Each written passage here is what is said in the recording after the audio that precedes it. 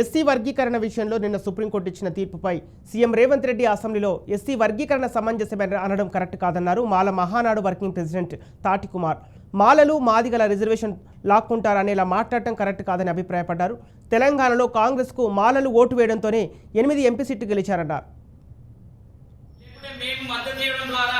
ఇది జరిగిందనో అని మాలల పట్ల ఏదో మాలలు ఈ సమాజంలో ఎవరియో దోచుకున్నట్టుగానో లేకుంటే ఎవరి హక్కులను మేము కాలరాసినట్టుగానో ప్రకటన చేయడం మాట్లాడడం మాకు చాలా బాధేస్తుంది.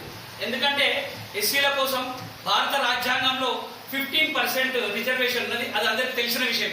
అయితే ఈ 15% రిజర్వేషన్లో మాదిగలం కానీ మాలలం కానీ మా రెండు కులాల ఉప కులాలు కానీ 59 ఉప కులాలు ఉమ్మడి ఆంధ్రప్రదేశ్ అంటే మన గణాంకాల ప్రకారం దీంట్లో మేము అందరం కూడా 15% ఉన్న రిజర్వేషన్ మాత్రమే వాడుకున్నాం.